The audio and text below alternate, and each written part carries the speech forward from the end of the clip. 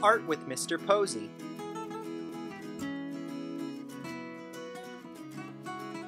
"3D letters in 1-point perspective." Well, hello and welcome back. It's Mr. Posey. I'm here for your new art project for this week. And this week, for the 4th and 5th graders, we're going to get a little technical.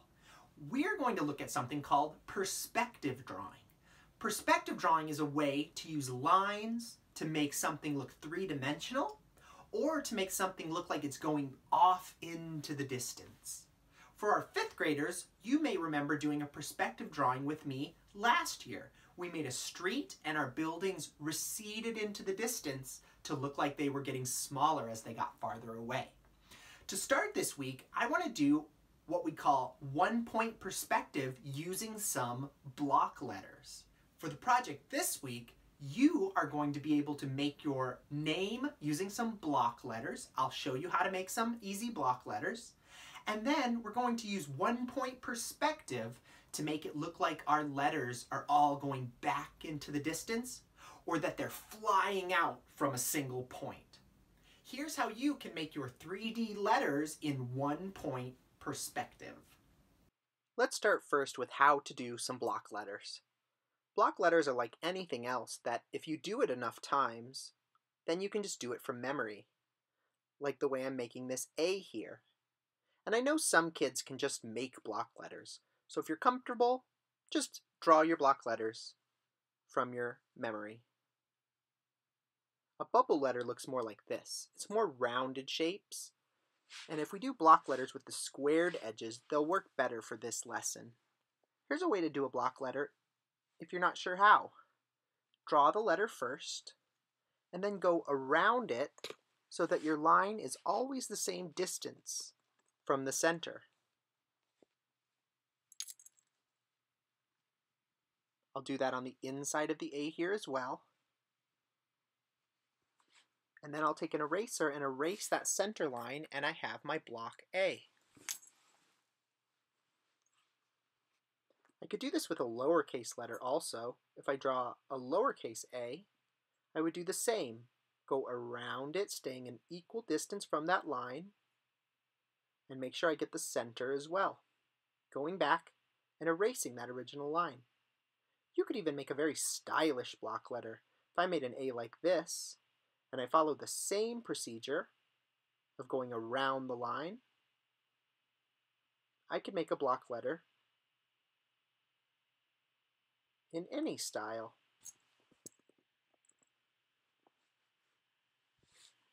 Then I'd erase the center.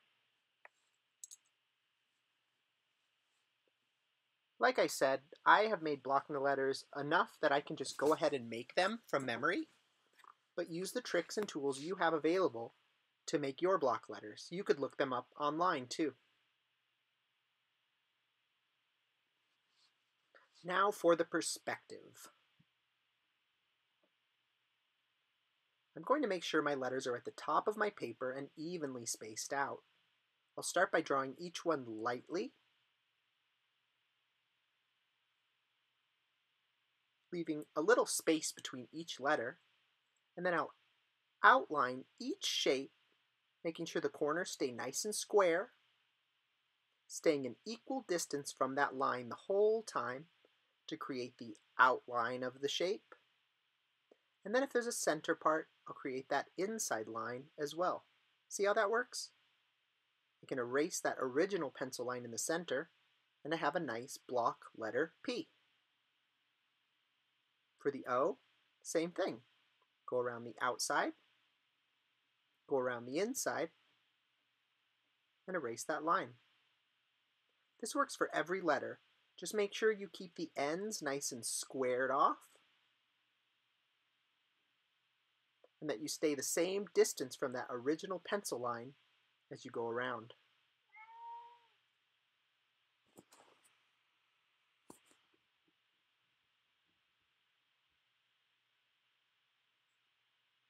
Now I can quickly go back and erase that original pencil line in the center, and I have my name in block letters. You can use your name or a word or anything you'd like. Now for the perspective. I'll make a dot in the center of the paper. This needs to be near the bottom. Then I'm going to look for spots that are corners, like these that I'm showing you. But if you have a round shape, I'm looking more for the edge, and I'll show you more what I mean in a moment. I start at the lower parts of the letters and then move to the top parts. So I'm going to find this first corner here and line it up with the dot that I made and draw a line from that corner to the dot. I'll find this second corner and line it up with the dot. One little trick is to hold your pencil on the dot so you can rotate your ruler around it. But I'll line it up with that next corner, and you can now see that it's becoming a three-dimensional shape. This inside corner of the P is important. Ooh, I can see it now. And as I move over to my O, I'm really just trying to find that outside edge of the O. Like, where's the first place that it contacts the O when I'm lined up with the dot? Like right there. For the other side of the O, I need to find where that edge lines up with the dot, but as you can see, it cuts through the S. So I wouldn't do that part quite yet. I would wait till the next part. I'll line up with the corner of the S though, and then where is the edge of this curved part on the right? Right there is the farthest edge of the curve, and so I'll line that up with the dot also. My E is an easier shape because it has no curves, so I'll find these two bottom corners and line those up. Now, as you can see, all of these corners at the top are going to cut through things, except for this little part of the Y, which right there I'll line up with the dot. See how that doesn't cut through any other letters? And then my two bottom pieces of the Y, this corner and this corner. Now I have all the bottom shapes done. Now I'll move up inside the letters to find any other lines that I need to show. See this corner? It's all behind the P, so I'm not going to draw that one. But here, I'll be able to see that through the little hole in the P, and I'll have that little line there. This top edge of the P, I'm barely going to see any of it because it disappears right behind the O. Since that's curved, I won't see any lines there. This edge of the O, I'll see a little bit that disappeared behind the S like we talked about earlier. And so basically I'm moving from left to right, finding all of the edges of curves and all of the corners and making those points straight toward the dot. They only go all the way to the dot if they don't disappear behind another letter first.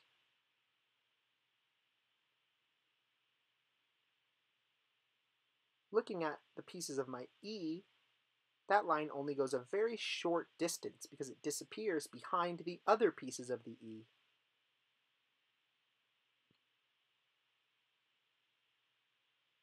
I'll check this last part of the Y, which looks like I have a little shape there, and now I have all my perspective lines drawn. My letters are flying out from a single point. As a second step, you can shade if you want to. I make some rules up about this as I do it. Any shape that's a bottom edge of something, I'm going to color a darker gray. Any shapes that are a side of something, I'm going to color a lighter gray. And any shapes that are between a bottom shape and a side shape, like a diagonal shape, I'll make sure those are a medium gray. So my bottom edge of the P was dark. Since this is the side of a shape, I'm going to make that light. I'm doing that by not pressing as hard with the pencil. And I'll move throughout each letter trying to figure out which parts would sit on the bottom and which parts would sit on the side. On this curved shape, you can see that part of it is a bottom, this darker part here, and then it blends into a lighter shape since there's a curve. Same with my O. It has a dark shape in the center, which blends to a lighter shape on the sides. Now this step is pretty challenging. You really have to use your brains to think which shapes would be on the bottom of this three-dimensional shape, which shapes would be on the sides, and shade them accordingly. Since the bottom of my E came out really dark, I'm going to go back and darken up my other bottom shapes so they match what I just did. Once again, anything that's a side is light. This is a medium shape, it's kind of diagonal, and anything on a bottom is very dark. Ooh, so 3D. If I used pencil, I can go in with a Kleenex and do a little blending. It's just a little bit of smoothing everything out, making those blends look nice and blendy.